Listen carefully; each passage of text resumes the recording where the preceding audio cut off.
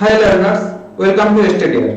তো তোমরা যারা নিজেদের প্রিপারেশনকে আরো বেটার পজিশনে নিয়ে যেতে চাইছো, তো তোমাদের জন্য শুরু হতে চলেছে 20 অগাস্ট থেকে আরম্ভ ব্যাচ। এই আরম্ভ ব্যাচে যারা এখনো এনরোল করনি এবং যারা অ্যাপটা এখনো ইনস্টল করনি, তো তোমরা এখনই গিয়ে প্লে স্টোর থেকে অ্যাপটা ইনস্টল করো, আমাদের স্টাডিয়ার অ্যাপ ইনস্টল করো এবং আরম্ভ ব্যাচে এনরোল করো। এই আরম্ভ ব্যাচে এনরোল করলে তোমরা পেয়ে যাবে live classes, doubt clearing sessions and study materials and many more. তাহলে বন্ধুরা দেরি কিসের? এখনই গিয়ে স্টাডিয়ার অ্যাপ ইনস্টল করে আমাদের এই আরম্ভ ব্যাচে এনরোল করে নাও। এই আরম্ভ ব্যাচের প্রাইসেসটা খুব অ্যাফোর্ডেবল একটা প্রাইসেস। তো এটা মান্থলি বেসিসে তোমরা দিতে পারো। তো 450 টাকা করে 415 এই বর্তমান প্রাইস আছে। তো এটা ওকে 450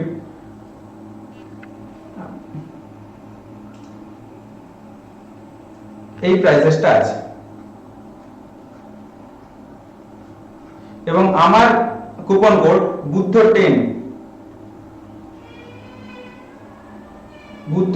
এটা ইউজ করলে তোমরা পেয়ে যাবে এক্সট্রা 10% ডিসকাউন্ট। এছাড়া যদি তুমি প্রথম 200 জনের মধ্যে এনরোল করো তাহলে পেয়ে যাবে আরো এক্সট্রা 15% ডিসকাউন্ট। ওকে, তাহলে দেরি না করে এখনই স্টাডিয়ার অ্যাপ ইনস্টল করে আমাদের এই আরম্ভ ব্যাচে এনরোল করে নাও। আর কালকে প্রস্তুতি শুরু হোক আজ থেকে এবং নিজের প্রিপারেশনকে আরো বেটার জায়গায় নিয়ে যাও। ওকে, তাহলে চলো শুরু করা যাক। আজকে যে টপিকটা ছিল, আজকে যেটা আমি পড়াতে চলেছি সেটা শুরু করা যাক। ওকে, চলো। আজকে আমি তোমাদের পড়াবো মৌলের পৃথককরণের সাধারণ নীতি এবং পদ্ধতি সমূহ। আচ্ছা, এটা যদি আমি পরীক্ষার দিক থেকে দেখতে যাই, বোর্ড এক্সাম বলো বা কম্পিটিটিভ বিভিন্ন এক্সাম বলো, সেই ক্ষেত্রে কিন্তু খুব একটা যে গুরুত্বপূর্ণ চ্যাপ্টার সেটা আমি বলছি না। আর এটা একটা সেপারেট চ্যাপ্টার, যে এই চ্যাপ্টারের কনসেপ্ট তোমার যদি না থাকে তাহলে যে অন্যান্য চ্যাপ্টারে গিয়ে খুব একটা সমস্যায় পড়বে বা ভবিষ্যতে গিয়ে বিশাল একটা সমস্যায় পড়বে সেরকম কিন্তু কোনো ব্যাপার নেই। এটা একটা সেপারেট চ্যাপ্টার। তো এর যে কিছু কনসেপ্ট আছে এগুলো অন্য জায়গায় খুব একটা কিন্তু লাগে না। তবে এই চ্যাপ্টারটা বোর্ড এক্সামের ক্ষেত্রে একটা নাম্বার তো আসেই, তো সেই জন্য কিন্তু এই চ্যাপ্টারটাকে একটু ভালো করে প্রিপেয়ার হতে হবে। ওকে, চলো তাহলে আলোচনা শুরু করা যাক। ইন্ট্রোডাকশন, যে এই চ্যাপ্টারটা যে পড়বো, কেন পড়বো, এটা ইঞ্জিনিয়ারিং পারপাসে কিন্তু ইম্পর্টেন্ট এই কারণে, কারণ দেখো ধাতু, এটা মূলত ধাতুবিদ্যা। তো ধাতু কি আমাদের সভ্যতার অগ্রগতির একটা কিন্তু মাইল ফলক বলতে পারো। এই ধাতু ছাড়া কিন্তু সভ্যতার অগ্রগতি কোনোভাবেই কিন্তু সম্ভব নয়। সভ্যতা যে এত দূরে গিয়েছে, সমস্ত ক্ষেত্রে কিসের ব্যবহার হয়েছে? ধাতুর ব্যবহার হয়েছে, তাই না? যাই কিছু দেখতে চাও, কলকারখানা বলো, বিভিন্ন যন্ত্রপাতি বলো, যাই বলো, যা কিছু সিস্টেম আপডেট হয়েছে বা যা কিছু তৈরি হচ্ছে বা ভবিষ্যতেও হবে, সমস্ত কিছুতেই কিসের তো প্রয়োজন? না, ধাতুর প্রয়োজন। ওকে, আর ধাতু আমাদের যে পর্যায় সারণীতে যে মৌলগুলো রয়েছে বা প্রকৃতিতে যে মৌলগুলো অবস্থান করে তার প্রায় 3/4 মানে 4/3 মতো ধাতু রয়েছে। এবার এই ধাতুগুলো তো আর সরাসরি পাওয়া যায় না। এই যে কোনো ধাতু আমরা যেগুলো দেখি এগুলো তো আর সরাসরি পাওয়া যায় না। মানে প্রকৃতিতে মুক্ত অবস্থায় তো সব ধাতু, কিছু ধাতু আছে যেগুলো প্রকৃতিতে মুক্ত অবস্থায় পাওয়া যায়, খুব সহজে পরিশোধন করা যায়, কিন্তু সব ধাতুকে তো আর অত সহজে পরিশোধন করা যায় না। কিছু প্রসেস আছে, নির্দিষ্ট একটা প্রসেস আছে, বিভিন্ন ধাতুর ক্ষেত্রে বিভিন্ন প্রসেস আছে। তো সেই প্রসেস অ্যাপ্লাই করেই কিন্তু ধাতুগুলোকে পরিশোধন করতে হয় এবং সেইখান থেকে ধাতুগুলো পায় এবং সেইখান থেকে সভ্যতার অগ্রগতি ঘটানো হয়। যাই হোক, তো এই হচ্ছে ব্যাপার আর কি। তো সেই জন্য ধাতুবিদ্যার যে কনসেপ্ট গুলো, এগুলো যদি আমরা না রাখি তাহলে কিন্তু সভ্যতার অগ্রগতিতে আমরা কোনো কিন্তু অবদান রাখতে পারবো না, তাই তো? ওকে, তাহলে চলো শুরু করা যাক। এবারে আমরা জানবো যে কিভাবে একটা ধাতুকে পরিশোধন করা হয়। প্রসেসগুলো পরপর দেখে নেব। দেখো, প্রথমত আকরিক পাওয়া যায়। আকরিক আর খনিজ দুটো একটু বলে নিই। দেখো, খনিজ কি না, যেখান থেকে কিন্তু ধাতুটা আমি বেশি পাবো না, মানে বেশি পরিমাণ ধাতু নেই সেখানে। আর আকরিক কি, যেখান থেকে আমি বেশি পরিমাণ ধাতুটা পাবো। দেখ, আকরিকও মাটির নিচে থেকেই পাওয়া যায়, মানে মাটির প্রকৃতিতে পাওয়া যায়। আর খনিজ প্রকৃতিতে পাওয়া যায়। তো এবারে আকরিক, মানে আকরিকটা কি, যেখান থেকে বাণিজ্যিক পদ্ধতিতে সহজে এবং সুলভে, মানে কম খরচে এবং কম পরিশ্রম করে আমি বেশি ধাতুটা পাবো, সেটাকে আকরিক বলছে। তাহলে খনিজটাকে ব্যবহার করবো কি ধাতু নিষ্কাশনের ক্ষেত্রে? আকরিকটাকে ব্যবহার করবো, তাই না? তুমি ধরো দুরকম, তুমি বাজারে গেছো, লিচু বিক্রি হচ্ছে, তো দুটো জায়গায় লিচু বিক্রি হচ্ছে, এক জায়গায় পাতা বেশি দিচ্ছে, মানে ওজন একই হচ্ছে, তোমাকে যদি পাতা বেশি দেয় তাও ওজন একই হবে সেটা নয়, হয়তো কোনো জায়গায় পাতা বেশি দিচ্ছে লিচু কম দিচ্ছে, দুটো লিচু দিচ্ছে তার অনেকগুলো পাতা দিয়ে দিচ্ছে, দিয়ে 1 কেজি করে দিচ্ছে, তুমি সেখানে নেবে না যেখানে লিচুর পরিমাণটা বেশি দিচ্ছে পাতার পরিমাণটা কম দিচ্ছে সেখানে নেবে? তাহলে বুঝতে পারছো ব্যাপারটা সেই রকম আর কি। তাহলে আকরিক আর খনিজ দুটো থেকে ধাতু পাওয়া যায়, কিন্তু খনিজ থেকে বেশি কষ্ট করে কম ধাতু পাওয়া যায়। তাহলে বেশি টাকা দিয়ে কেউ কি কম জিনিস চায়? কেউ চায় না, তাই তো? আমরা কেউ চাই না বেশি টাকা দিয়ে কম জিনিস নিতে বা খারাপ জিনিস নিতে, তাই না? তো সেই জন্য সেই রকম আকরিকটাকে কি ওই রকম ভাবে সহজে কিন্তু সেখান থেকে ধাতু পাওয়া যায়, কিন্তু খনিজ থেকে সহজে ধাতু পাওয়া যায় না। তো সেই জন্য মানে আকরিক থেকেই ধাতু নিষ্কাশনটা করা হয় সাধারণত, বুঝা গেছে? আচ্ছা, এই আকরিককে প্রথমে চূর্ণীকরণ করা হয়, চূনা চূনা চূনা চূনা চূনা চূনা করে নেওয়া হয়, একদম গুঁড়ো গুঁড়ো ডাস্ট করে নেওয়া হয়। ডাস্ট করে কি হয়, যে চূর্ণীকৃত আকরিকটা পাওয়া গেল সেইটাকে গাড়িকৃত আকরিকে পরিণত করা হবে। গাড়িকৃত আকরিক বলতে মানে ওখান থেকে যে ওই অশুদ্ধিগুলোকে সরিয়ে দেওয়া হলো সেইটা হচ্ছে গাড়িকৃত আকরিক। গাড়িকৃত আকরিককে দুটো পদ্ধতিতে, একটা হচ্ছে ভস্মীকরণ করা হয় আর একটা পদ্ধতিতে তাপচারণ করা হয়। তাহলে ভস্মীকরণ যেখানে করা হয় সেটা হয় ভস্মীকৃত আকরিক, আর যেখানে তাপচারণ করা হয় সেটা কি তাপচারিত আকরিক। এই দুটোকে আবার বিচারিত করে অশুদ্ধ ধাতুতে কনভার্ট করা হয়। অশুদ্ধ ধাতু তৈরি হলো, তারপরে সেটাকে পরিশোধন করে, পরিশোধনের বিভিন্ন পদ্ধতি আছে, সেখান থেকে বিশুদ্ধ ধাতুতে পরিণত করা হলো। এই যে চূর্ণীকৃত আকরিক থেকে গাড়িকৃত আকরিক যে পরিণত করা হচ্ছে, ওখানে কি করা হচ্ছে, গাড়ীকরণ করা হচ্ছে। সেই গাড়ীকরণের আবার বিভিন্ন রকম পদ্ধতি আছে। আচ্ছা, ভস্মীকরণ, তাপচারণ এই দুটো পদ্ধতি। তারপরে আসা যাক এই যে অশুদ্ধ ধাতু, অশুদ্ধ ধাতু থেকে বিশুদ্ধ ধাতু হচ্ছে, ওরও বিভিন্ন পদ্ধতি আছে। অশুদ্ধ ধাতু থেকে বিশুদ্ধ ধাতু পরিশোধনের অনেকগুলো পদ্ধতি আছে, তো সব পদ্ধতিগুলো নিয়ে আমি আলোচনা করব। ওকে, তাহলে প্রথমত কি করা হচ্ছে, চূর্ণীকরণ করা হচ্ছে। চূর্ণীকরণের আর কি পদ্ধতি, চূর্ণীকরণ সব কি একই ভাবে চূর্ণ চূর্ণ করা হয়, ওটা নিয়ে ব্যাপার না। এবারে আসছে চূর্ণীকরণের পরে যে গাড়ীকরণের বিভিন্ন পদ্ধতি, সেইগুলো নিয়ে আসা যাক। ওকে,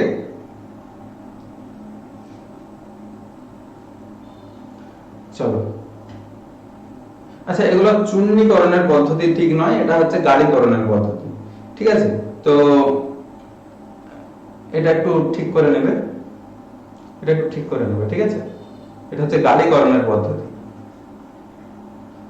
গাড়ীকরণের বিভিন্ন পদ্ধতিগুলো। হ্যাঁ, তো 4টা পদ্ধতি আছে। একটা কি অভিকর্ষজ পৃথকীকরণ, ফেনা ভাষণ পদ্ধতি, চুম্বকীয় পৃথকীকরণ আর রাসায়নিক পৃথকীকরণ। তো প্রথমত আছে অভিকর্ষজ পৃথকীকরণটাকে ইংরেজিতে কি বলে, এটাকে ইংরেজিতে বলা হয় ওয়াশিং, মানে জাস্ট ধুয়ে নেওয়া। ধৌতকরণ পদ্ধতিও বলা হয় ওয়াশিং, ওয়াশিং। আর ফেনা ভাষণ পদ্ধতি, ফেনা ইংরেজি ফ্লোট, ফ্লোট আর ভাষণ ফ্লোটেশন, তাহলে float flotation, float flotation, float flotation process. চুম্বকীয় পৃথকীকরণ মানে ম্যাগনেটিক সেপারেশন, ম্যাগনেটিক সেপারেশন আর রাসায়নিক পৃথকীকরণ, এটা খুব ইম্পর্টেন্ট। এটা হচ্ছে ইংরেজিতে বলা হয় লিচিং, ঠিক আছে? এর আবার দু রকম পদ্ধতি আছে, তো সেটা নিয়ে আমি আসছি। তো প্রথমত দেখো কি অভিকর্ষজ পৃথকীকরণ, তারপর কি ফেনা ভাষণ পদ্ধতি, চুম্বকীয় পৃথকীকরণ আর কি রাসায়নিক পৃথকীকরণ। বোঝা গেছে 4টা? ওকে, এবারে আসা যাক, দেখো অভিকর্ষজ পৃথকীকরণটা কিভাবে হয়, কোন ধাতুতে কোন কোন আকরিককে অভিকর্ষজ পৃথকীকরণ করা হয় না। দেখো, আয়রন ও টিনের অক্সাইড, আয়রন ও টিনের অক্সাইড, অক্সাইড আকরিক এবং গোল্ড, সিলভার এই প্রভৃতি। তাহলে কিসের কি কোন কোন ধাতুকে অভিকর্ষজ পৃথকীকরণ দ্বারা পৃথকীকরণ করা হয়? আয়রন ও টিনের অক্সাইড আকরিক এবং গোল্ড, সিলভার এগুলোকে। যেগুলো গোল্ড সিলভার বলতে সোনা, রূপো এগুলো প্রকৃতিতে অনেকটা মুক্ত অবস্থায় পাওয়া যায়। এগুলো কি করা হয়, এই সমস্ত ধাতুগুলোকে বা ধাতুর আকরিকগুলোকে এরকম একটা চোঙের মধ্যে ঢালা হয়। ওকে, তাহলে এখানে চুনো চুনো চুনো চুনো চুনো চুনো চুনো গুলো ফেলা, চূর্ণীকৃত আকরিকটাকে যদি এখানে রেখে দেওয়া হয়, আস্তে আস্তে কি হবে, পড়তে থাকবে, আস্তে আস্তে পড়তে থাকবে। আর এখানে কি হবে, জলকে ফ্লো করানো হবে, জল ফ্লো করানো হবে। জলকে যদি ফ্লো করা হয় তাহলে যেগুলো ভারী কণা সেগুলো কি হবে, নিচে পড়ে যাবে, আর যেগুলো ওর মধ্যে অশুদ্ধি আছে, হালকা যে অশুদ্ধিগুলো রয়েছে, সেগুলো কি জলের স্রোতের সাথে ভেসে যাবে। তাহলে এইভাবে কিন্তু মানে ধুয়ে নেওয়া, জাস্ট পরিষ্কার করে ধুয়ে নেওয়া, চাল ধোয়ার মতো ব্যাপারটা আর কি, আর কিছু না। তো এটা হচ্ছে অভিকর্ষজ পৃথকীকরণ বা ধৌতকরণ, ঠিক আছে? ওকে, নেক্সট দেখো,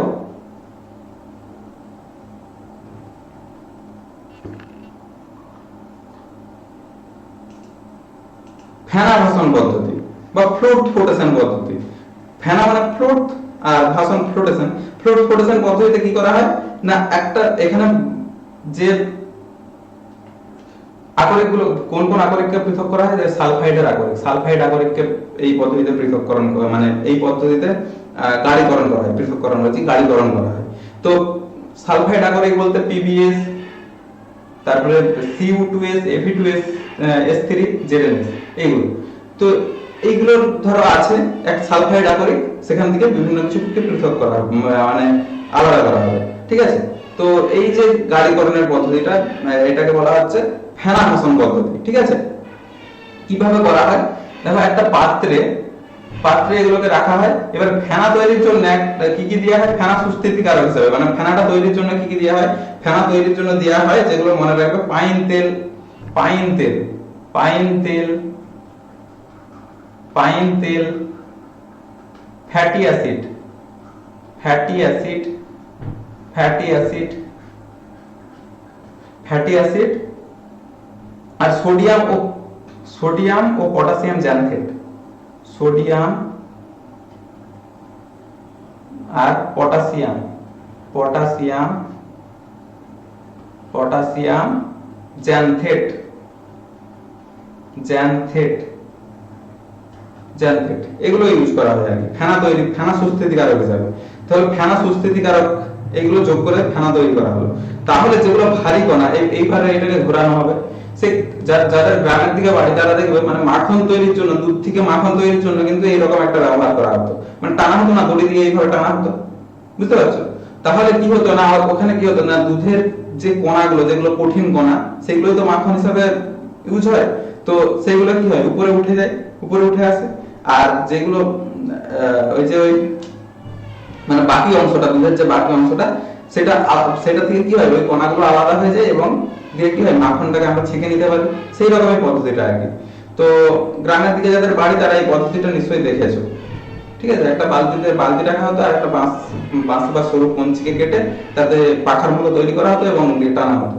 তো এইভাবে কিন্তু মানে দুধ থেকে মাখন আলাদা করা হতো, ঠিক আছে। তো বুঝতে পারছো সেরকমই ব্যাপারটা আর কি।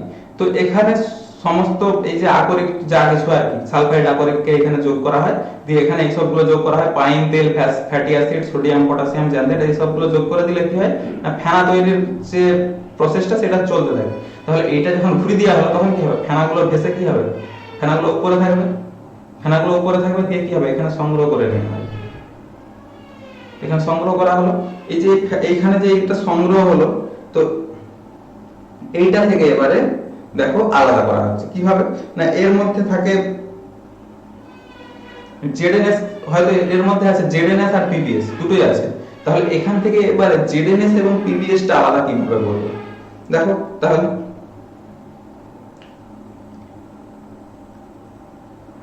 আচ্ছা ধরো জেডএনএস আর পিবিএস আছে, তাহলে জেডএনএস যেটা আছে জেডএনএস ওকে, জেডএনএস এ মিশিয়ে দিলাম NaCN, NaCN মিশিয়ে দিলাম। NaCN যদি মিশিয়ে দিই তাহলে দেখো Na2ZnCN এর হোল 4 প্লাস Na2S, ওকে। তাহলে Na2ZnCN এর হোল 4 এটা কি একটা কমপ্লেক্স কম্পাউন্ড, এর কি একটা অধক্ষেপ পড়বে, একটা অধক্ষেপ পড়ে গেল, তাহলে ওইটা কি হলো আলাদা হয়ে গেল, ওইটা কিন্তু ওর মধ্যে থাকছে না।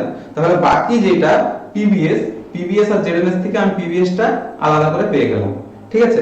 এইভাবে কিন্তু ফেনা-হাসন পদ্ধতিতে গাঢ়ীকরণ করা হয়, বোঝা গেছে?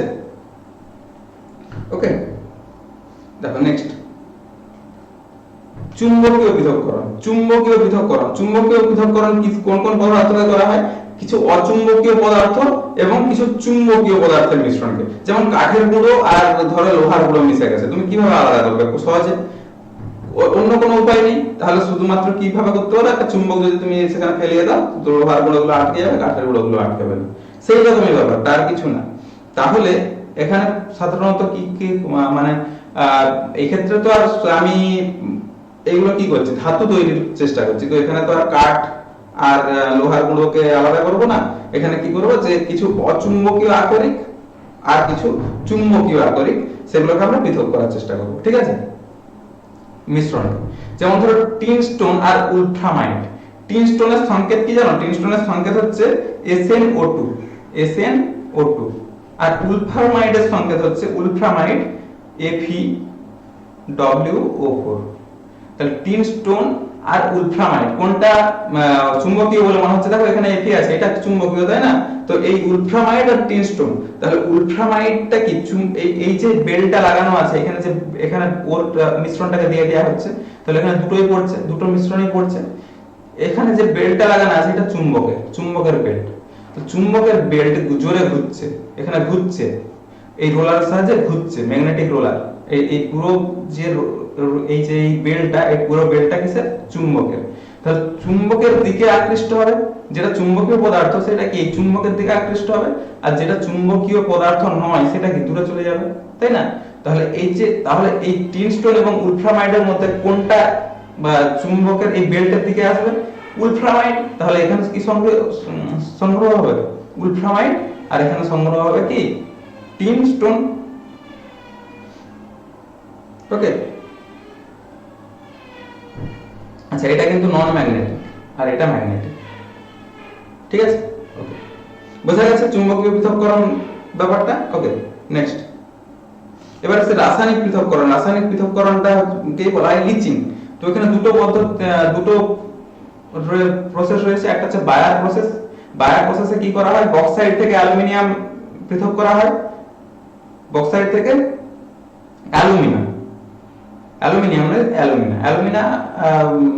অ্যালুমিনিয়ামেরই আকরিক, সেটা নয়, ঠিক আছে? ম্যাক আর্থার, আরেকটা হচ্ছে ম্যাক আর্থার এবং ফরেস্ট সায়ানাইড পদ্ধতিতে আকরিক থেকে মানে সিলভার ও গোল্ড পৃথককরণ, না আকরিক, সিলভার আর গোল্ড পৃথককরণ করা হয়। যে আকরিকটা সেখান থেকে মানে সায়ানাইড আকরিক, সায়ানাইড পদ্ধতিতে মানে ম্যাক আর্থার এবং ফরেস্ট সায়ানাইড, এই পদ্ধতিটার নাম কি? ম্যাক আর্থার এবং ফরেস্ট সায়ানাইড পদ্ধতিতে আকরিক থেকে মানে সিলভার এবং গোল্ডের যে আকরিক, সেই আকরিক থেকে সিলভার ও গোল্ড পৃথককরণ করা হয় এই পদ্ধতিতে। ওকে, তো প্রথমত বায়ার পদ্ধতিটা দেখো। বায়ার পদ্ধতিতে কি করা হয়? যে এই যে বায়ার পদ্ধতিতে পৃথক করা হয় কি না, বায়ার পদ্ধতিতে বক্সাইটে যে অপদ্রব্যগুলো থাকে, বক্সাইটে অপদ্রব্য কি থাকে? যেমন Fe2O3 থাকে, তারপর ধরো সিলিকা থাকে, টাইটানিয়াম অক্সাইড থাকে, এগুলো আর কি। তো ওইগুলোকে বিচূর্ণ করা হয়। যেমন অ্যালুমিনিয়াম অক্সাইডের কথা যদি বলি, অ্যালুমিনিয়াম Al2O3 অ্যালুমিনিয়াম, এর সাথে 2NaOH এবং সাথে 3 অণু জল আর কি।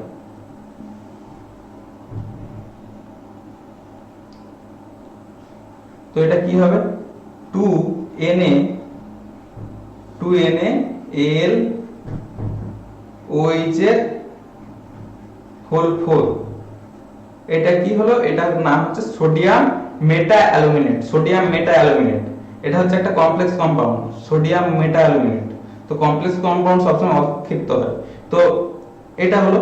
এবারে আছে যে সিলিকা SiO2 কে যদি একইভাবে 2NaOH দিয়ে রিঅ্যাকশন করানো হয়, এটা হবে কি? Na2SiO3। এটা হচ্ছে সোডিয়াম সিলিকেট এবং জল উৎপন্ন হবে, এবং জল। ওকে, তো এইটা গেল প্রথম যে ব্যাপারটা। তারপরে এই যে সোডিয়াম মেটা অ্যালুমিনেট তৈরি হলো, এইটাকে আবার এইটার মধ্যে দিয়ে যদি আবার কার্বন ডাই অক্সাইড চালনা করা হয়, এই যে সোডিয়াম মেটা অ্যালুমিনেট তৈরি হলো, এটার মধ্যে দিয়ে ধরো কার্বন ডাই অক্সাইড চালনা করছে,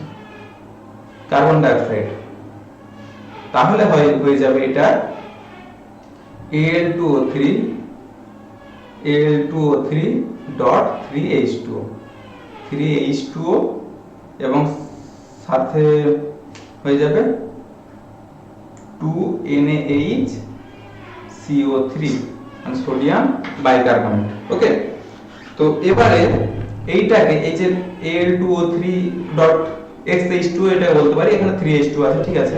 তো এইটাকে যে অ্যালুমিনাটা পাওয়া যায়, এটাকে যদি আবার হিট করা হয়, হিট করতে হবে 1000 ডিগ্রি সেন্টিগ্রেড টেম্পারেচারে হিট করা হয়। যদি 1000 ডিগ্রি সেন্টিগ্রেড টেম্পারেচারে হিট যদি করা হয়, তাহলে এখান থেকে জলটা বেরিয়ে যাবে এবং কি পেয়ে যাব? Al2O3 এবং জলটা বেরিয়ে যাবে।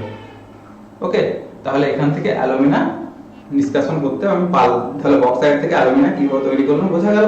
ওকে, নেক্সট আসা যাক ম্যাক আর্থার এবং ফরেস্ট সায়ানাইড পদ্ধতিতে আকরিক থেকে সিলভার গোল্ড ও গোল্ড পৃথককরণ, এটা দেখুন আমরা। ওকে, এটা একটু ক্লিয়ার করে নিই।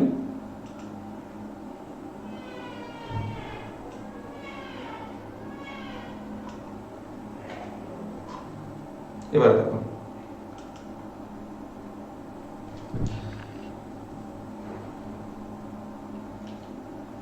ধরো এজি অশুদ্ধ অবস্থায় আছে, প্রথমে এজি অশুদ্ধ অবস্থায় আছে, সে অশুদ্ধ এজিটাকে নিলাম, এটা হচ্ছে অশুদ্ধ মানে ইমপিওর, ইমপিওর এজি নিলাম, তার সাথে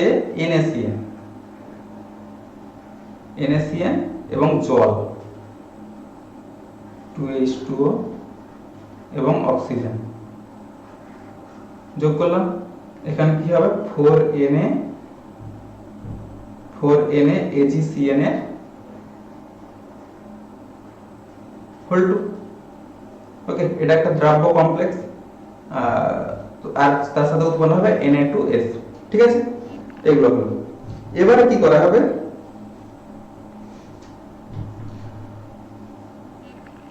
ওকে এটা হলো। এবার সম্মুখ বিক্রিয়া যেটা হবে, সম্মুখ বিক্রিয়া সেটা কিরকম হবে, এরকম। আচ্ছা, ওখানে বোঝা যাচ্ছে না, এখানে লিখছি, ঠিক আছে। ওকে, Ag2S তার সাথে 4NaCN, কি হবে 2Na AgCN এর হোল 2, এটা ঠিক আছে, এটা একটা দ্রাব্য কমপ্লেক্স। এবারে 4Na2S, এই যে Na2S হলো না, ওই Na2S টাকে আবার জল এবং বায়ুর সাহায্যে বিক্রিয়া করা হচ্ছে, জল এবং বায়ু বিক্রিয়া করালে হবে 2Na2SO4 এবং 4NaOH এবং 2S সালফার, এটা উৎপন্ন হলো। এবারে এই দ্রাব্য কমপ্লেক্স, যে দ্রাব্য যে কমপ্লেক্সটা তৈরি হলো, সেই দ্রাব্য কমপ্লেক্সের সঙ্গে অধিক তড়িৎ ধনাত্মক ধাতব জিঙ্ক এর বিক্রিয়া ঘটালে সিলভার প্রতিস্থাপিত হয়, মানে বিজারিত হয় সিলভারটা। ঠিক আছে, তাহলে কি হয়, এই যে এই যে 2 দ্রাব্য কমপ্লেক্স এটা হলো আর কি, 2Na AgCN এর হোল 2, এর সাথে জিঙ্কের যদি বিক্রিয়া করা হচ্ছে, জিঙ্ক বিক্রিয়া করা হচ্ছে, জিঙ্ক বিক্রিয়া করলে জিঙ্ক হচ্ছে কি করবে, একটা বিজারিত করবে, বিজারিত করলে কি হয়ে যাবে, জিঙ্ক দ্বারা জিঙ্ক হচ্ছে এই এজিটাকে প্রতিস্থাপিত করবে, এজির জায়গাটাকে জিঙ্ক নেবে এবং এজিটা বেরিয়ে যাবে। তাহলে এজিটাই তো আমাদের দরকার, এজিটা বিশুদ্ধ অবস্থায় বেরিয়ে গেল, জিঙ্ক এই জায়গাটা নিয়ে নেবে এবং এজিটা বেরিয়ে যাবে। ঠিক আছে, তাহলে এটা কি হয়ে যাবে 2Na নয় Na2।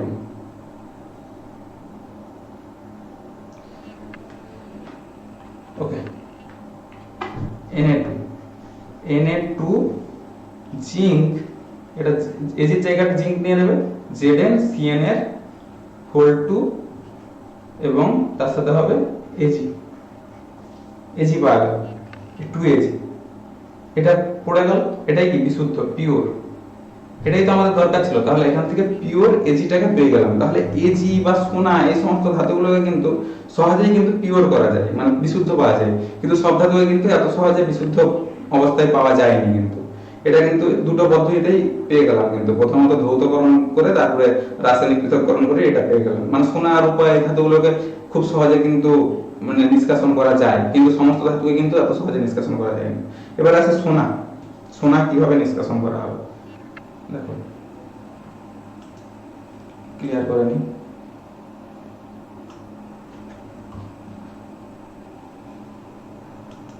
ঠিক আছে, দেখো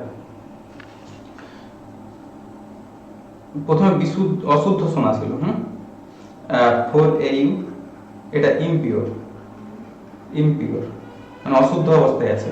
এইটাকে যদি KCN দিয়ে বিক্রিয়া করানো হয়, 8KCN বিক্রিয়া করা হচ্ছে এবং জল এবং অক্সিজেন বিক্রিয়া করানো হচ্ছে, তাহলে এখান থেকে একটা কমপ্লেক্স কম্পাউন্ড তো অবশ্যই তৈরি হবে 4KAU CN এর হোল 2। এটা একটা দ্রাব্য কমপ্লেক্স এবং তার সাথে উৎপন্ন হবে 4KOH। KOH উৎপন্ন হলো। এবারে এটাকে আবার জিঙ্কের সাথে বিক্রিয়া ঘটানো হবে। একইভাবে তাহলে জিঙ্কের সাথে বিক্রিয়া ঘটালে এই যে এটার সাথে জিঙ্ক দিয়ে বিক্রিয়া ঘটানো হবে। জিঙ্ক কি করবে? এটাকে প্রতিস্থাপিত করবে, AU কে প্রতিস্থাপিত করে বের করে দিবে। AU এর জায়গাটা জিঙ্ক নেবে, দিয়ে বের করে দিবে। তাহলে কি হবে? K2 AU এর জায়গাটা কে নেবে? জিঙ্ক নিয়ে নেবে এবং CN এর হোল 2 এবং কে বেরিয়ে যাবে? AU বেরিয়ে যাবে। 2AU বিশুদ্ধ অবস্থায় বেরিয়ে যাবে। বুঝা গেছে? ওকে, নেক্সট।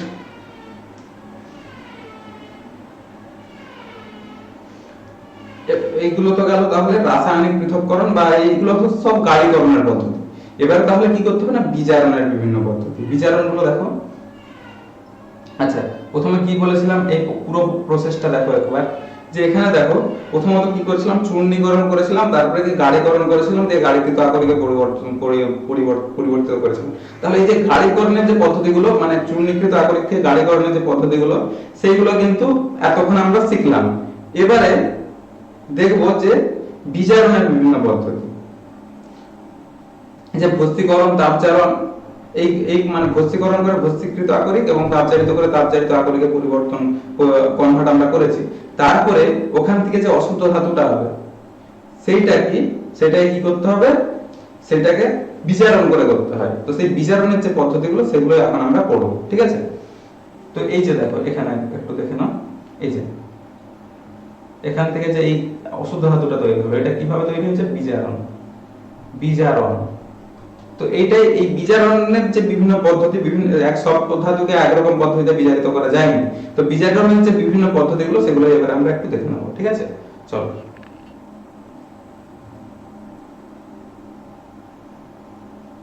দেখো কি কি আছে। কার্বন বিজারণ পদ্ধতি, অ্যালুমিনিয়াম দ্বারা বিজারণ, শত বিজারণ আর তড়িৎ বিজারণ। তাহলে কি কি? কার্বন বিজারণ পদ্ধতি, অ্যালুমিনিয়াম দ্বারা বিজারণ, শত বিজারণ আর তড়িৎ বিজারণ। কিন্তু তোমাদের আমি পড়াবো কার্বন বিজারণ পদ্ধতি এবং তড়িৎ বিজারণ পদ্ধতি। অ্যালুমিনিয়াম দ্বারা বিজারণ তোমরা ক্লাস 10 পড়ে এসেছো, তো ওটা তোমাদের 12 এর জন্য খুব একটা বেশি ইম্পর্টেন্ট নয়, বা তড়িৎ বিজারণটাও অতটা কিন্তু ইম্পর্টেন্ট নয়। কোশ্চেন হয়তো আসে মাঝে মধ্যে, কিন্তু অতটা খুব একটা বেশি ইম্পর্টেন্ট আমি কিন্তু বলছি না। তো তোমাদের মূলত যে দুটো মোস্ট ইম্পর্টেন্ট সেগুলো হলো কার্বন বিজারণ পদ্ধতি এবং শত বিজারণ পদ্ধতি, এই দুটো। ওকে, চলো তাহলে এই দুটো আমি আলোচনা করি। প্রথমত দেখো কার্বন বিজারণ পদ্ধতি। কার্বন বিজারণ পদ্ধতিতে কোনগুলোকে পৃথককরণ করা হয়? যেগুলো অপেক্ষাকৃত কম সক্রিয় ধাতু, যেমন জিঙ্ক, লোহা, lead, টিন, কপার, এগুলো কি অপেক্ষাকৃত কম সক্রিয় ধাতু। এগুলোকে কার্বন বিজারণ পদ্ধতি দ্বারা বিজারণ করা হয়, পৃথক করা বলছি, বিজারণ করা হয়। অপেক্ষাকৃত কম সক্রিয় ধাতুগুলোকে কার্বন বিজারণ পদ্ধতি দ্বারা বিজারিত করা হয়। ওকে, এটা একটু মনে রাখবেন।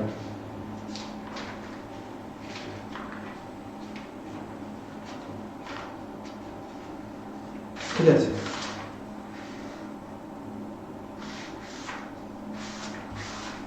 দেখো যেমন একটা অক্সাইড, এইগুলোর একটা যে কোনো অক্সাইডের নাম বলো। আচ্ছা, এইগুলোকে আমি যে কোনোটাকে এম বলছি। এম মানে এখানে হতে পারে পিবি, হতে পারে জেডএন, হতে পারে এফি, হতে পারে কপার, যা কিছু হতে পারে, ঠিক আছে? তো এম, এই সূত্রটা মনে রাখো, এম এক্স ও ওয়াই, তাহলে কিন্তু সমস্ত বিক্রিয়া লিখতে পারবে। একটু টেকনিক্যালি পড়াশোনা করতে হবে। এর সাথে ওয়াইসি বিক্রিয়া করলে হবে এক্সএম প্লাস ওয়াইসিও। বুঝা গেছে? তাহলে অক্সাইডটা থেকে বিজারিত করে কি তৈরি করতে পারছি? ধাতু তৈরি করতে পারছি। এটাই মানে ধাতুটা যেটা হচ্ছে, এটা অশুদ্ধ ধাতু, এটা কিন্তু বিশুদ্ধ ধাতু নয়। এটাকে আবার শুদ্ধ করার বিভিন্ন, পরিশোধন করার বিভিন্ন পদ্ধতি আছে, সেগুলো নিয়ে একটু পরে আমি আলোচনা করছি। ওকে, তাহলে ধরো এই জায়গায়, এই এম এর জায়গায় আমি যে কোনো একটা ধাতু নিচ্ছি, ধরো এফি নিলাম, এফি, তাহলে Fe2O3, তাহলে x এর মান কত? 2, y এর মান কত? 3, তাহলে 3 কত C হবে? 3C হবে। যেহেতু y এর মান 2, তাহলে এখানে 3C হবে। তাহলে বিক্রিয়া মানে মূল যে ব্যাপারটা সেটা কিন্তু মনে রেখে দিলে কি হবে, সমস্ত বিক্রিয়া লিখতে হবে, কোনো বিক্রিয়া কিন্তু মুখস্থ করার দরকার নেই। আচ্ছা x এর মান কত 2, তাহলে 2 আর m কি Fe প্লাস y টা কি 3, তাহলে 3CO, বুঝা গেছে? আচ্ছা আরেকটা আমি লিখে দিচ্ছি, তোমাদের টাস্ক রইলো, তোমরা কিন্তু কমেন্টস করে জানাবে এটা কি হবে। আরেকটা আমি দিচ্ছি, আচ্ছা এটা ধরো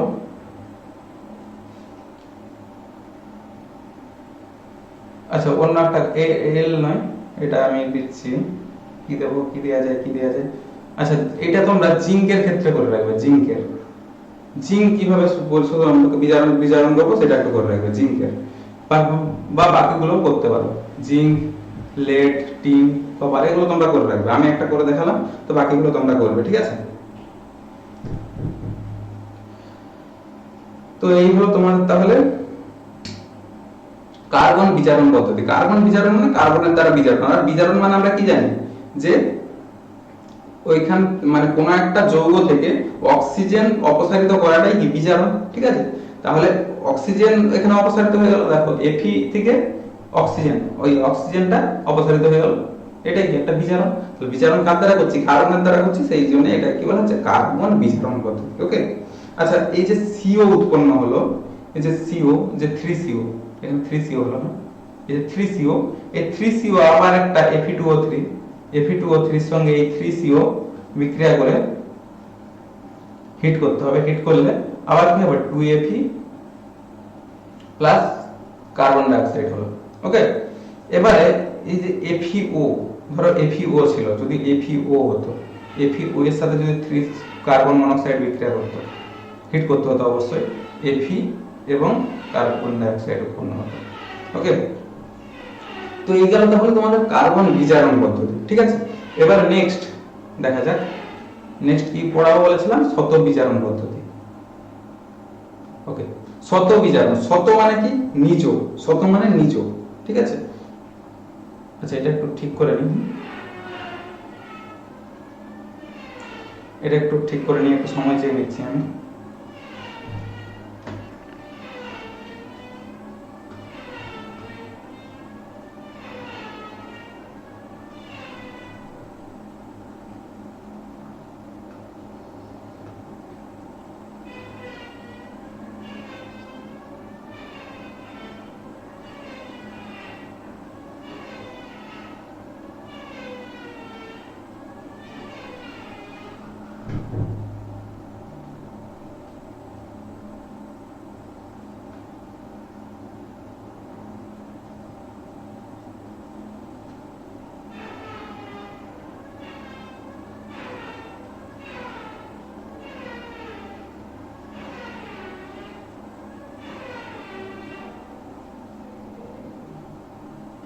ওকে, ঠিক আছে, এগুলো লিখে নিলাম আমি।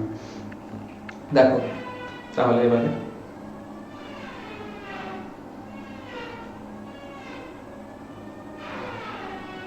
শত বিজারণ মানে নিজে নিজেই বিজারিত হবে। শত মানে কি নিজে নিজেই বিজারিত হবে। এগুলো কোনগুলোকে করা হয়, সালফাইড আকরিক, যেমন গ্যালেনা, পিভিএস মানে গ্যালেনা, HCl, Cu2s, এগুলোকে করা হয়, ঠিক আছে? এগুলোকে শত বিজারণ পদ্ধতিতে বিজারণ করা হয়। যেমন Cu2s এর কথা যদি বলি, Cu2s বায়ুর অক্সিজেনের উপস্থিতিতে, অক্সিজেন তো বায়ুতে এমনিতেই থাকে, তো অক্সিজেনের উপস্থিতিতে যদি হিট করা হয় তাহলে কি হয়ে যাবে, দেখো এটা হয়ে যাবে Cu2O এবং সালফার ডাই অক্সাইড, বুঝা গেছে? তাই এটা হবে। এবারে Cu2s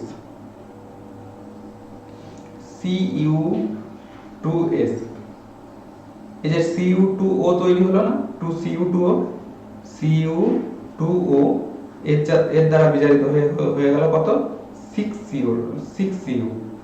মোট কটা Cu, 4টা, দুটো 6টা, 6Cu প্লাস SO2।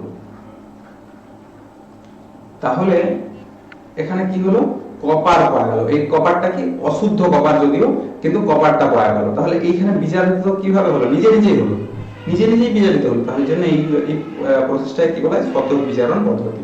ওকে, ঠিক আছে, নেক্সট তাহলে বিচারণের আমি এই দুটো পদ্ধতি আমি আলোচনা করলাম। এবার যেগুলো করবো, এই যেগুলো পাওয়া গেল এগুলো সব অশুদ্ধ, তো এগুলোকে শুদ্ধ করতে গেলে পরিশোধন করতে হবে।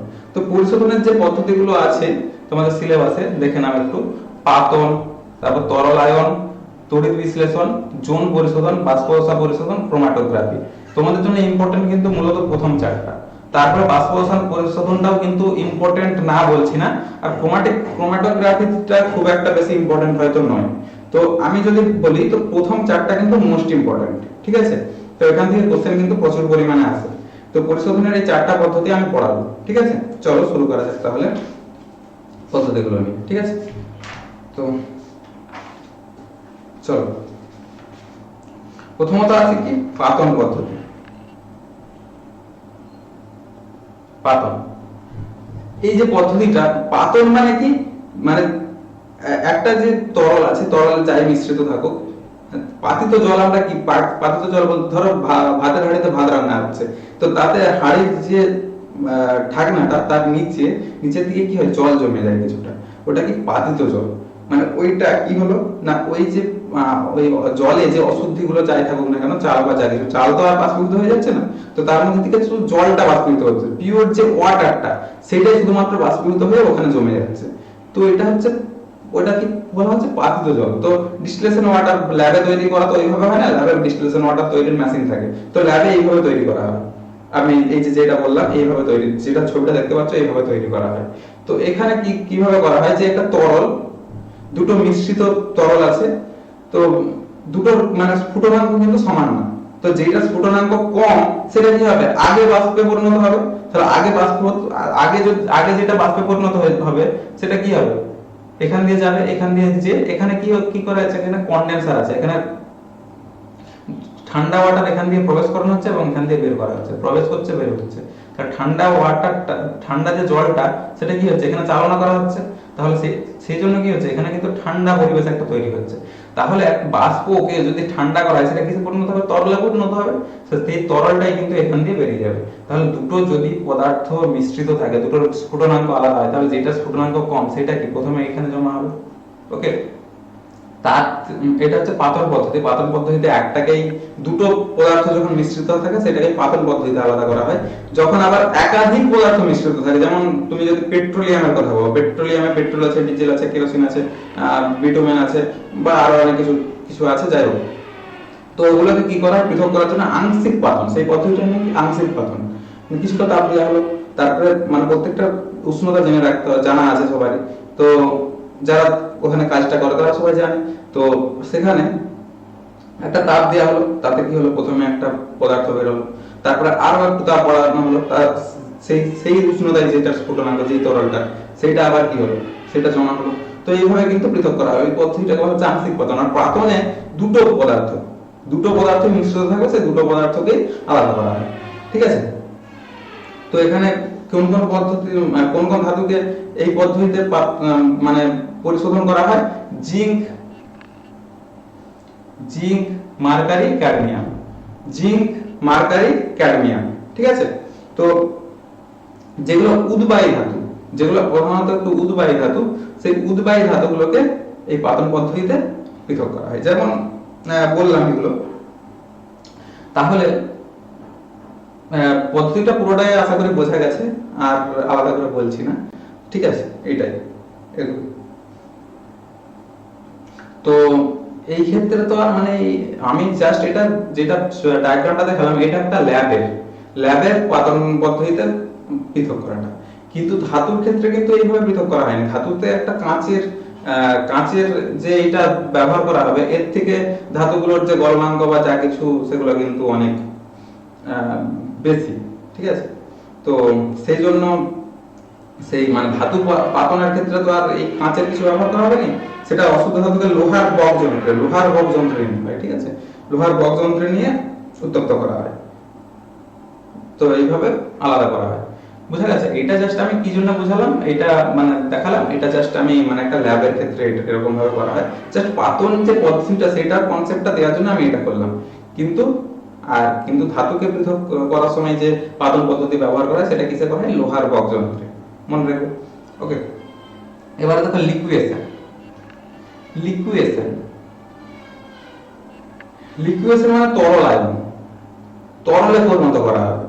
তাহলে এই যে ইমপিওর মেটাল, এটা অশুদ্ধ ধাতু, তাহলে এইখানে যদি তরলে পরিণত করে দেওয়া হয়, যে ইমপিওর গুলো সেগুলো কি হবে, এখানে পড়ে যাবে, থিতিয়ে পড়বে।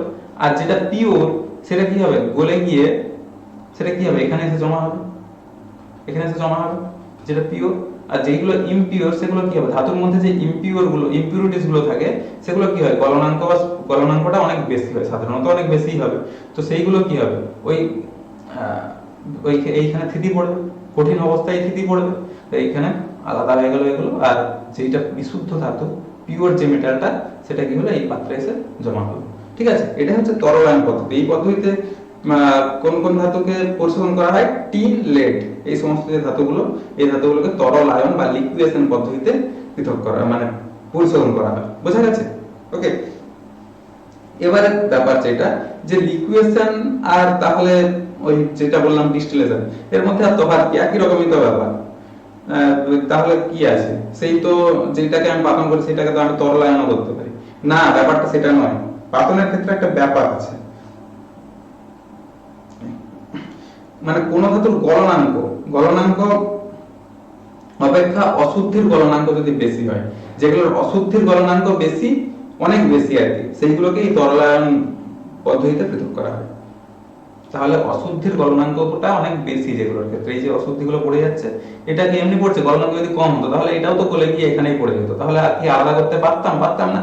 তাহলে যেগুলোর অশুদ্ধির গলনাঙ্কটা অনেক বেশি, মানে ধাতুর থেকে অনেক বেশি, সেইগুলোকে তরলায়ন পদ্ধতিতে পৃথক মানে পরিশোধন করা হয়। ঠিক আছে, বোঝা গেছে? ওকে, নেক্সট, তড়িৎ বিশ্লেষণ। তড়িৎ বিশ্লেষণ পদ্ধতি নিয়ে বিশেষ কিছু বলার নেই, যদিও তোমরা অলরেডি ক্লাস 10-এ এগুলো পড়ে আসছো।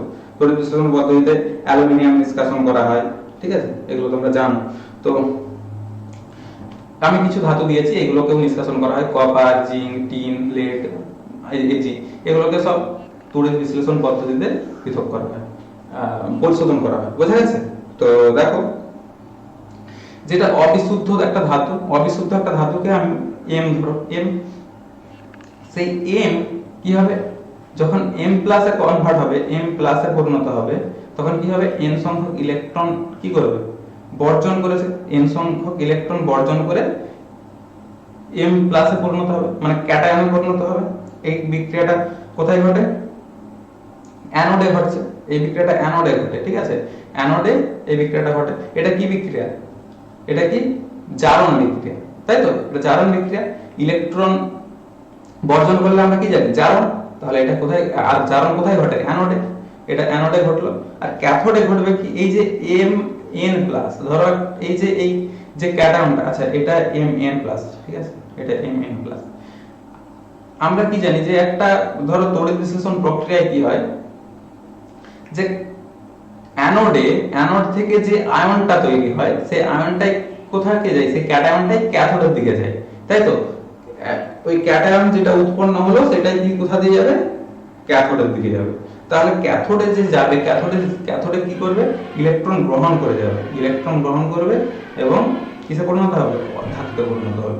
এই যে ধাতুটা, এটা কিন্তু বিশুদ্ধ ধাতু, পিওর, এটা পিওর, এটা কিন্তু ইমপিওর, এটা কিন্তু অশুদ্ধ ছিল, এটা অশুদ্ধ ছিল, সেখান থেকে শুদ্ধ হয়ে গেল এই তড়িৎ বিশ্লেষণ পদ্ধতির সাহায্যে। বুঝা গেছে?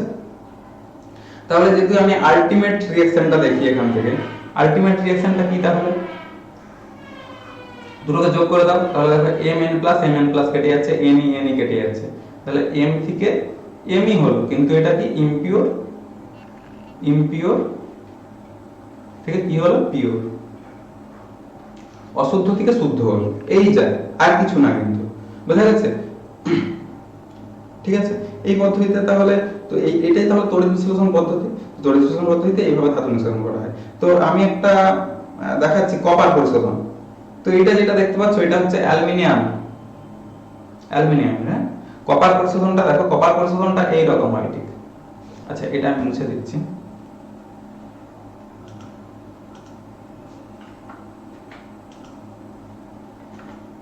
ঠিক আছে,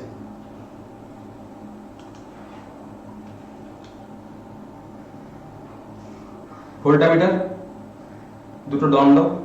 আচ্ছা, বিশুদ্ধ কপার কোথায় রাখা হয়, ক্যাথোডে, ক্যাথোড ক্যাথোড প্রান্তে কি থাকে, নেগেটিভ, তাই তো, নেগেটিভ প্রান্ত, আর অ্যানোডে কি পজিটিভ প্রান্ত, ঠিক আছে।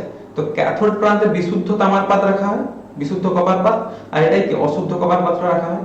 তাহলে অশুদ্ধ থেকে তো শুদ্ধ হবে, তাহলে অশুদ্ধ কপার পাত্র এখানে রাখা হলো আর বিশুদ্ধ কপার পাত এখানে রাখা হলো। আর তারপরই লবণ, যেটাকে পরিশোধন করব তারই লবণ, কপারের লবণ কি, কপার সালফেট CuSO4, CuSO4 এর দ্রবণ, জলীয় দ্রবণ, ওকে, অ্যাসিড যুক্ত CuSO4 দ্রবণ, এটা নিলাম, না CuSO4 এর দ্রবণ নিলাম। আর অ্যানোডে কি নিলাম, অ্যানোডে নিলাম অশুদ্ধ কপার, আর ক্যাথোডে নিলাম বিশুদ্ধ কপার, ঠিক আছে। তো এইভাবে প্রক্রিয়াটা কিভাবে ব্যাপারটা, এই যে কপার, এই যে এখানে এই যে অ্যানোডে কি হবে, এখান থেকে যে এটা কি অশুদ্ধ কপার পাত, অশুদ্ধ কপার পাত থেকে অশুদ্ধ কপার পাত, এটা সলিড অবস্থায় আছে, এইটা কি হবে Cu2+ আয়ন দেবে, দ্রবণে কি দিবে Cu2+ আয়ন দেবে। এই Cu2+ টাকে কে গ্রহণ করবে, না ক্যাথোড। Cu2+ থেকে কিসে পরিণত হবে, কপারে পরিণত হবে। এই কপারটা কি শুদ্ধ। এবার এখানে কি হলো, ইলেকট্রন কি করেছে, বর্জন করেছে, দুটো ইলেকট্রন ছেড়েছে, আর দুটো ইলেকট্রন নিয়ে কপারে পরিণত হয়ে গেল। তাহলে এখানে কি ঘটলো, বিক্রিয়াটা আলটিমেটলি ইলেকট্রন বর্জন করা মানে কি জারণ, তাহলে অ্যানোডে জারণ ঘটলো এবং ক্যাথোডে বিজারণ ঘটলো। তো এইভাবে কি হলো, এটা বিশুদ্ধ, এটা বিশুদ্ধ পাত, বিশুদ্ধ পাতে এই বিশুদ্ধ কপার এসে মানে পিওর কপার এসে জমা হলো, বোঝা গেছে। তো এইভাবে কিন্তু কপারকে পরিশোধন করা হলো। এবারে আসা যাক নেক্সট, ওকে, জোন রিফাইনিং, জোন পরিশোধন বা জোন রিফাইনিং। জোন রিফাইনিং এ কি হয়, একটা এই ক্ষেত্রে মূলত অর্ধপরিবাহী বলতে জার্মেনিয়াম, সিলিকন, গ্যালিয়াম, ইন্ডিয়াম, এগুলোকে বলা হয় অর্ধপরিবাহী ইলেকট্রনিক শিল্পে ব্যবহৃত হয়। তো সিলিকনের মধ্যে সিলিকন ভ্যালি কোন শহরকে বলা হয়, বেঙ্গালুরুকে, কর্ণাটকের বেঙ্গালুরুকে বলা হয় সিলিকন ভ্যালি। তো অর্ধপরিবাহী শিল্পে সবথেকে বেশি এগিয়ে কোন দেশ জানো, তাইওয়ান। যেখানে বর্তমানে চীন যেখানে আক্রমণ করার চেষ্টা করছে বা দখল করার চেষ্টা করছে, কিন্তু এটা একসময় চীনেরই মানে দখলে ছিল, বা জাপানেরও একসময় দখলে ছিল। তো বিভিন্ন যুদ্ধ হয়েছে অনেক সময়, বা বিভিন্ন সবকিছু, এগুলো তোমরা জানবে, একটু ফ্যাক্ট এগুলো আর কি, এই ফ্যাক্ট গুলো একটু খবর রাখবে, ঠিক আছে, মানে জানা দরকার আর কি, সবারই জানা উচিত। যাই হোক, তো আমি যেটা আলোচনা করতে যাচ্ছি যে সিলিকন ভ্যালি, এটা মনে রাখবে কিন্তু, এটা কিন্তু খুব ইম্পর্টেন্ট একটা টপিক। তো পড়ানোর মাঝে কিন্তু একটু নলেজকে গ্রো করাটাও আমার কাজ। তো যাই হোক, তো অর্ধপরিবাহীর মধ্যে সিলিকন, আমাদের ভারতবর্ষের মধ্যে বেঙ্গালুরু, এবং আমাদের কলকাতাতেও এরকম কিছু শিল্প রয়েছে, ছোটখাটো শিল্প কিছু আছে। কিন্তু সবথেকে বেশি যদি বলি অর্ধপরিবাহী সরবরাহ করে তাইওয়ান, ঠিক আছে। ওকে, তাহলে কিভাবে এই ধরো এটা একটা জার্মেনিয়াম রড, ঠিক আছে, এটা একটা জার্মেনিয়াম রড। তো জার্মেনিয়াম রড, এখানে এটা হচ্ছে হিটার, সার্কুলার হিটার, মানে বৃত্তাকার হিটার। এই হিটারের সাহায্যে তাপ উত্তপ্ত করা হয়। জোন মানে কি, এলাকা পরিশোধন বাংলা যদি বলি, তাহলে একটা নির্দিষ্ট অঞ্চলকে হিট দিয়ে সেখান থেকে একটু মানে মোল্টেন করা হচ্ছে, মানে গলিয়ে দেওয়া হচ্ছে। গলিয়ে দিলে কি হবে, এখানে যে ইমপিউরিটিজ গুলো সেগুলো একদিকে হয়ে যাবে, তাই তো, একদিকে হয়ে গেল। তাহলে এবারে এই দিকটা কিন্তু মানে পিওর হয়ে যাচ্ছে, এই দিকটা পরিশোধন হয়ে যাচ্ছে আস্তে আস্তে। যখন সরি এখানে এইটাকে যখন এখানকে আনবো হিটারটাকে, তখন এতটা পিওর হয়ে যাচ্ছে। আবার এই পাঁচটা ইমপিওর আছে, এরকম করে সরি আনতে অশুদ্ধিগুলো এক জায়গায় যখন জমা হয়ে যাবে, হয়তো একটা জায়গায় এখানে এসে জমা হয়ে যাবে, তখন এইটাকে কেটে বাদ দিয়ে দেবো। এই পাঁচটা পিওর হয়ে গেল, এই পাঁচটা পিওর রড, এই পাঁচটাকে কেটে বাদ দিয়ে দিলাম। এইভাবে কিন্তু জোন পরিশোধনের সাহায্যে অর্ধপরিবাহী জার্মেনিয়াম, সিলিকন, গ্যালিয়াম, ইন্ডিয়াম এগুলোকে পৃথক করা হয়। মানে 14 নম্বর শ্রেণীর যে মৌলগুলো আর কি, সেগুলোকে অর্ধপরিবাহী বলে আমরা জানি সাধারণত। তো এইগুলোকে এইভাবে পরিশোধন করা হয়, ঠিক আছে। তাহলে বন্ধুরা, আজকের ক্লাস এই পর্যন্তই, দেখা হচ্ছে পরের ভিডিওতে। ততক্ষণ সবাই ভালো থেকো, সুস্থ থেকো, এবং স্টুডিওর ভিডিওগুলো দেখতে থাকো, এবং তোমাদের স্টাডিকে আরো ফাস্ট করে তোলো। তো আর এবং কঠিন টপিকগুলোকে সহজভাবে বুঝে নাও, এবং আমাদের স্টুডিওর যে ব্যাচ শুরু হতে চলেছে সেখানে এনরোল করলে তোমরা যে সুবিধাগুলো আছে সেগুলো তো পাবেই। আর যেহেতু একটু খুব অ্যাফোর্ডেবল একটা প্রাইস, তো তোমাদের এত কমে কিন্তু এত সুবিধা কেউ দিবে বলে আমার মনে হয় না। কারণ মাত্র 450 টাকা, তুমি একটা ভাবো যে মাত্র 450 টাকায় এতগুলো সাবজেক্ট, তো এক একটা সাবজেক্টেই তো 500-600 টাকা লাগে। তো সেই জায়গায় কিন্তু এতগুলো সাবজেক্ট তোমাকে আমরা দেব মাত্র 450 টাকায়, এবং সহজভাবে বুঝিয়ে দেব, এবং তোমার প্রিপারেশনকে আরো বেটার জায়গায় নিয়ে যাওয়ার চেষ্টা আমরা করব। আর তোমার পাশে পাশে আমরা সবসময় থাকবো। তো তাহলে দেরি কিসের, এখনই কিন্তু গিয়ে এনরোল করে নাও, এবং আমাদের এই যে প্রিমিয়াম যে ভিডিওগুলো, যে ক্লাসগুলো, সেগুলো করতে থাকো, এবং স্টাডিকে এনজয় করো। স্টাডি আর মেক স্টাডি ইজিয়ার।